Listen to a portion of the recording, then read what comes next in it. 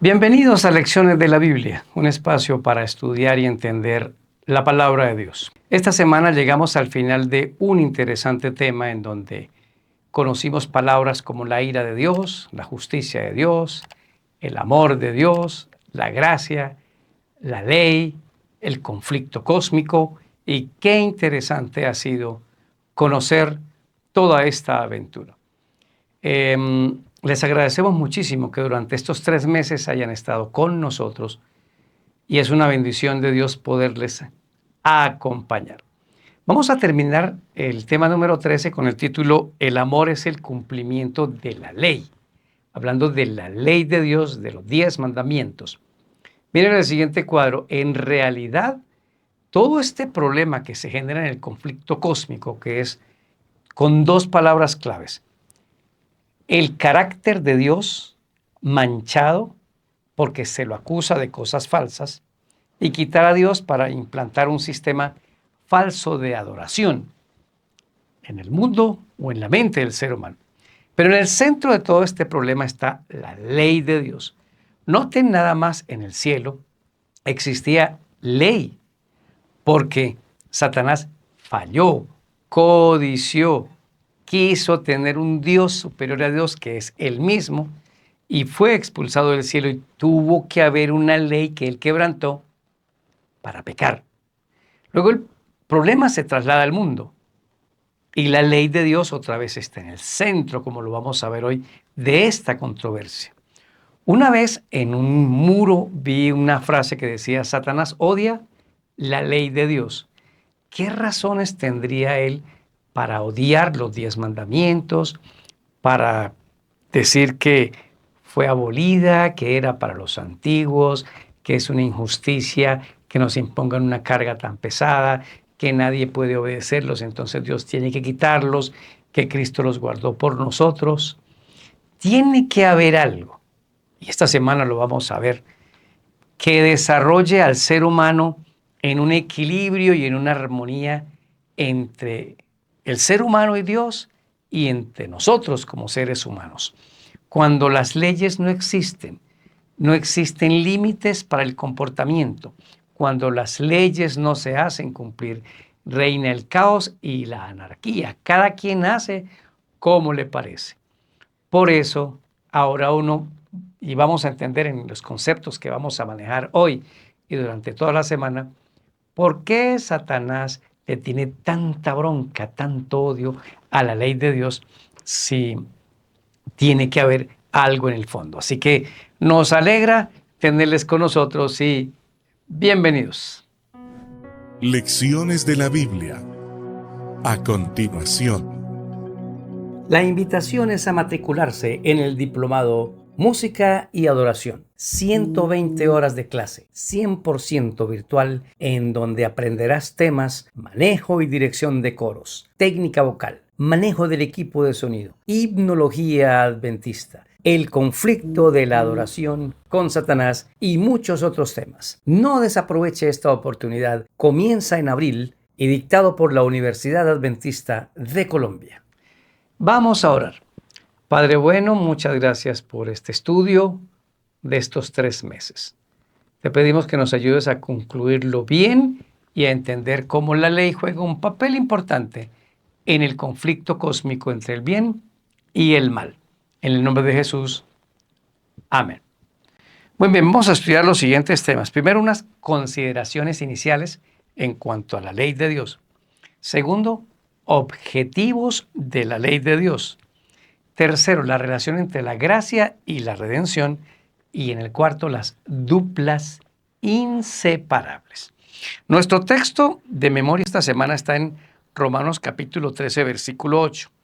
No tengan deudas con nadie, aparte de la deuda de amarse unos a otros, porque el que ama al prójimo ha cumplido la ley. Un asunto que es el centro de todo este entendimiento es lo que dijo Jesús: el cumplimiento de la ley es el amor a Dios y el amor al prójimo. Cuando amamos a Dios y amamos al prójimo, automáticamente estamos viviendo los 10 mandamientos, porque hay 4 mandamientos que demuestran mi amor a Dios, del 1 al 4, y 6 mandamientos, del 5 al 10, que me muestran mi amor al prójimo. Usted puede leer los mandamientos en Deuteronomio capítulo número 5 y los puede leer en Éxodo capítulo número 20. Léalos para que usted pueda ver este punto. Vamos al primer punto. Consideraciones iniciales. Bueno, veamos algunas. Número 1. La ley de Dios ya existía en el Edén, fue promulgada en el Edén. Si usted le hace un repaso a Génesis 2, Génesis 3 y Génesis 4, va a encontrar las siguientes generalidades. Número 1, el sábado ya existía en el Edén, sin haber judíos. Estaban Adán y Eva, que eran los representantes de la humanidad. Eso usted lo encuentra en Génesis capítulo 2 del versículo 1 y 2. El séptimo día es reposo para todos ustedes, porque yo reposé y hago este día santo, lo bendigo y todos vamos a reposar. Así que ya existía un sábado. Otro punto. Adán y Eva, cuando pecaron, eligieron un Dios superior a Dios. O sea, Satanás, superior en el sentido de la elección. Y hay un versículo que dice, en un mandamiento que dice, no tendrás dioses ajenos delante de mí. Ese mandamiento lo quebrantaron al elegir a Satanás por encima de Dios. ¿Qué otro mandamiento? El de la codicia, no codiciarás. En Génesis capítulo 3 dice, Eva vio codiciable el fruto, así que se quebró ese mandamiento. Y en el capítulo 3, cuando Caín le da muerte a Abel, se quebrantó el mandamiento de la muerte, no matarás. Todos los 10 mandamientos existían en el Edén. Eso no es para un grupo particular de personas. Se lo dio Dios como el matrimonio, como el trabajo, como la sexualidad dentro del matrimonio, como el cuidar la naturaleza, como la salud. Así les dio los 10 mandamientos a Adán y Eva para que ellos los trasladaran al resto de la humanidad. Otra consideración inicial es que es repetida en el Sinaí. Eso está en Éxodo 20. Es una repetición de la ley que vino por tradición oral desde el Edén. Oral porque se la hablaban, pero en el Sinaí ocurren 2 eventos. Ya existía la escritura y vienen de muchos años de esclavitud en donde pueden haber olvidado los mandamientos. Por eso el 4.º mandamiento dice, acuérdate del sábado porque ustedes lo olvidaron porque Faraón los obligó a trabajar los sábados. ¿Ven? Entonces, en el Sinaí existió un pacto antiguo y un pacto nuevo. ¿Cuál es el pacto antiguo? Voy a ir a Éxodo capítulo número 32. Miren la reacción de Moisés cuando encuentra al pueblo adorando al becerro de oro. Éxodo 32, 14. Entonces el Señor cambió de parecer y ya no le hizo daño a su pueblo. Moisés, por su parte, bajó del monte trayendo en sus manos las 2 tablas del testimonio, las cuales estaban escritas por ambos lados. Eran obra de Dios, lo mismo que la escritura que estaba grabada sobre las tablas. Y luego, en los siguientes versículos, dice que Moisés rompe las tablas. Ahí se acabó el pacto antiguo. ¿A qué se refería con pacto antiguo? El pacto es eterno. Ustedes son mis hijos, yo soy su Dios. Pero los israelitas mandaron a Moisés a hablar con Dios. Vaya, hable con Dios y usted nos cuenta. En el mismo capítulo 32, el Señor le vuelve a decir a Moisés, necesito renovarles el pacto. Suba otra vez y yo le doy las tablas de la ley nuevamente. Entonces, en el capítulo 34 está el pacto renovado, 34:4. Moisés pulió 2 tablas de piedra como las primeras y por la mañana se levantó y subió al monte Sinaí y como el Señor se lo ordenó, en sus manos llevaba las 2 tablas de piedra. El Señor descendió en la nube y estuvo allí con él proclamando su nombre. Luego el Señor pasó delante de Moisés y proclamó, etcétera, etcétera. ¿Qué es el pacto nuevo? En Jeremías se repite el pacto nuevo. Ahora no me van a enviar a nadie. Cada quien va a venir a mí y esas leyes que estaban escritas en una tabla, yo se las escribiré en el corazón. O sea que la ley entre el pacto antiguo y el pacto nuevo que ocurre en el mismo Sinaí, el pacto antiguo termina en Éxodo 32, y el pacto nuevo arranca en Éxodo 34, les renovó el pacto. Entonces la ley siempre estuvo presente en el pacto. Entonces no es correcto decir que en el pacto antiguo había ley y en el pacto nuevo no hay ley. No tiene coherencia con la explicación bíblica. Así que en el Sinaí lo que hubo una repetición de la ley de Dios. Siguiente, fue ratificada por Cristo. Mateo capítulo 5, versículo número 29, dándole a la ley una amplitud mucho más grande que solo los 10 mandamientos. Mateo 5, 17. No piensen ustedes que he venido para abolir la ley o los profetas. No he venido para abolir, sino para cumplir. Se refiere ley y profetas a lo del Antiguo Testamento. No he venido a quitarlo, he venido a cumplirlo. Y parte de ese cumplimiento se refiere a la ley de Dios. El Señor Jesús iba a la iglesia en sábado. El Señor Jesús amaba al prójimo. Cumplió con la ley, la obedeció y nunca pecó. Entonces Jesús ratifica este hecho. Y les digo una cosa, no hay ningún texto en la Biblia que diga que la ley fue abolida. Por ahí en Colosenses 2 o 3 existe un texto que ha sido mal interpretado. Aquí les dejo este video para que ustedes lo puedan estudiar más adelante. ¿Dónde consigue este video? En Herramientas Bíblicas, en el canal de YouTube, tengo un espacio que se llama Herramientas Bíblicas. Usted escribe en YouTube, Herramientas Bíblicas Daniel Herrera, y ahí va a encontrar como 12 o 15 estudios, y uno de esos dice que si fue abolido el sábado. Ahí les dejo el video, aquí se lo dejo en pantalla. Y estúdienlo. El Señor no lo quitó y nunca lo abolió. Así que estas son nuestras consideraciones iniciadas. En otras palabras, la ley de Dios no es un conjunto de principios abstractos y sin significado. No, son el reflejo del carácter de Dios. Y otro punto de consideración inicial que se me estaba olvidando es que la ley de Dios es eterna como Él. Noten una expresión de Pablo en Romanos capítulo 7, versículo número 12. Podemos decir entonces que la ley es santa y que el mandamiento es santo, justo y bueno. ¿De qué ley está hablando? De la que en el versículo 7 dice no codiciarás, o sea, de los 10 mandamientos.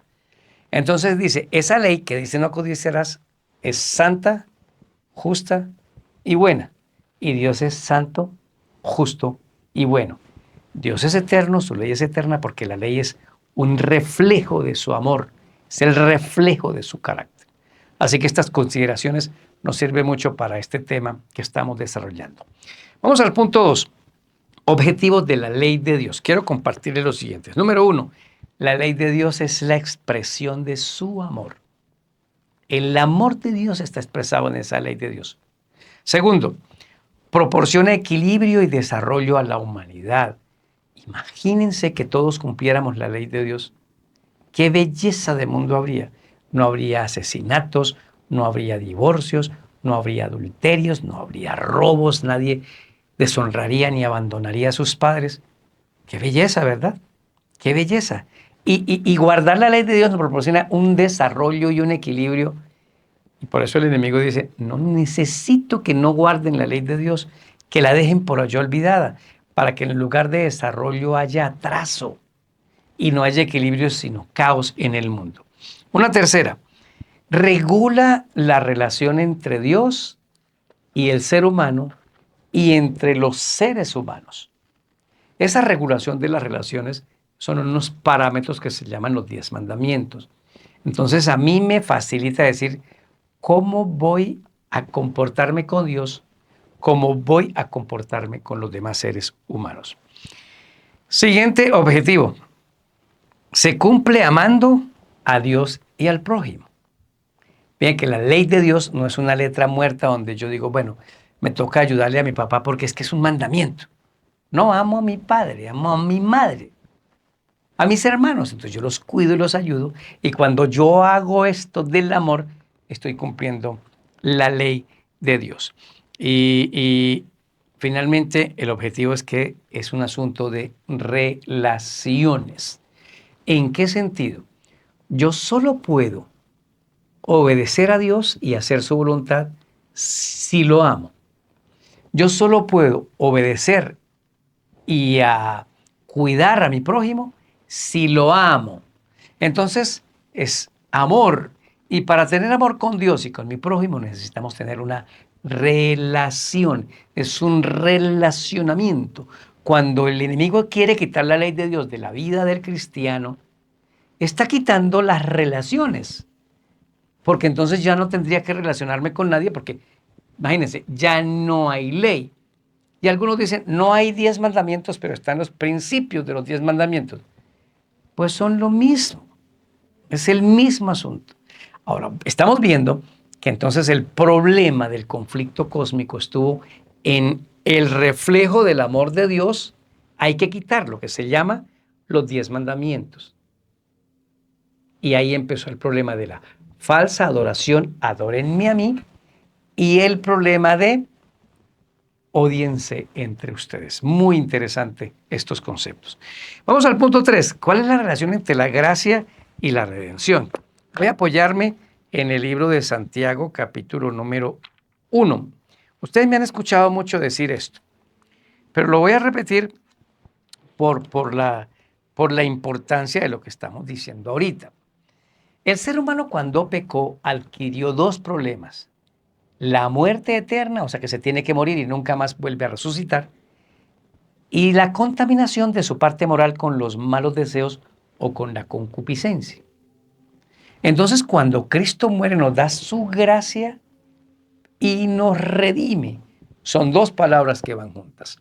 ¿Qué es la gracia? Es la expresión del amor de Dios para con nosotros. Acéptelo o no, Él me va a dar su gracia. ¿Ok?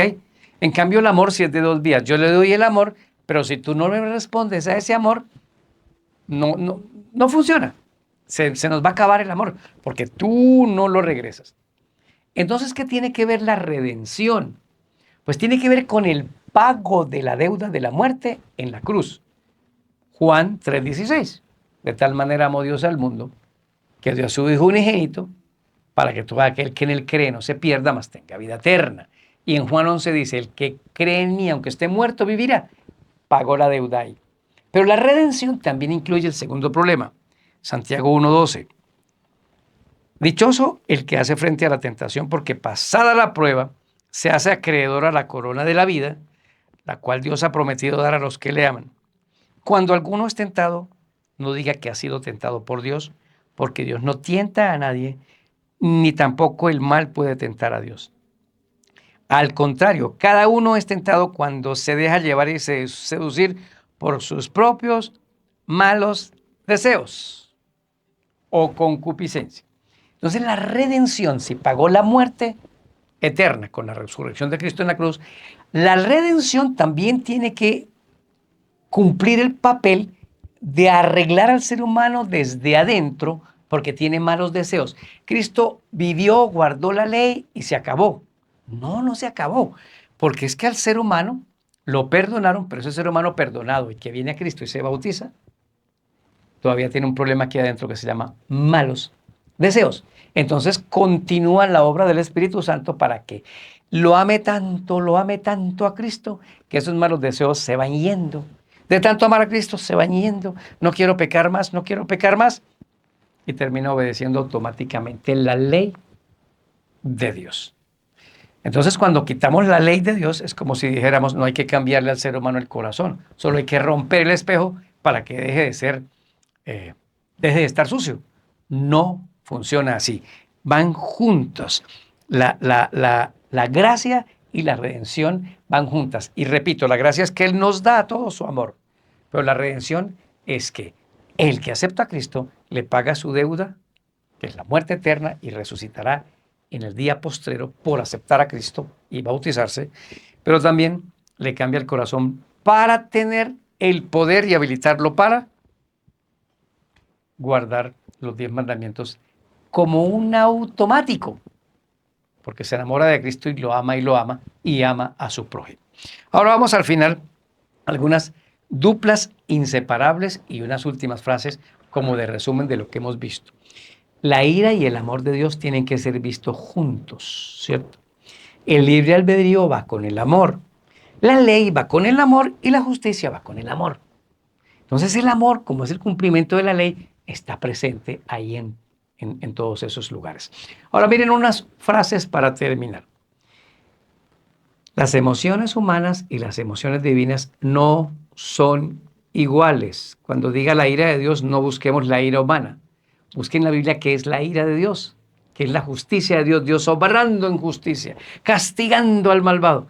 Bueno, búsquelo de manera diferente a cómo son las emociones humanas. Otra, el autor del mal es el diablo, él es el homicida. Juan 10:10, Dios es el inocente y el que nos ama. Otra consideración, el poder de Dios es superior al diablo. Eso no tiene discusión. Pero en cambio el poder del diablo sí es superior a nosotros. Cuando dice, no tenéis lucha contra carne y sangre, sino contra un poder superior. Entonces lo que hacemos nosotros es buscar a Cristo, refugiarme en Él. Como Él es más duro que el enemigo, el Señor me va a dar su poder a mí. Otra, Cristo venció al malvado y nos da su poder para vencer sobre el pecado. Claro que vamos a dejar de pecar, pero usted no le puede poner un ladrillo a la gente diciendo que como no ha dejado de pecar, usted se va a perder. Es que es una lucha individual, es una lucha independiente entre uno y otro. Ese no es el tema. Claro que el Señor quiere llevarnos a la perfección. Claro que su vida nos garantiza que dejaremos de pecar. Pero vuelvo y lo repito, no le ponga el ladrillo encima al otro diciéndole, como tú no has dejado de pecar, te vas a perder antes que venga Cristo. Debemos relacionarnos con el Señor para dejar de pecar. Otra cosa que aprendimos es que hay reglas en el conflicto. Y esas reglas, cuando las conocimos, nos dan tranquilidad para entender todo el problema entre el bien y el mal. Y lo último, hay una segunda venida de Cristo. Espectacular noticia que va a venir a terminar absolutamente con todo este mal que tenemos hoy en día. Les invito a que usted se consiga el manual los próximos 3 meses. Es este. Miren qué tema, alusiones, imágenes y símbolos. Cómo estudiar la profecía bíblica. Y les vamos a compartir 3 herramientas fabulosas, muy interesantes.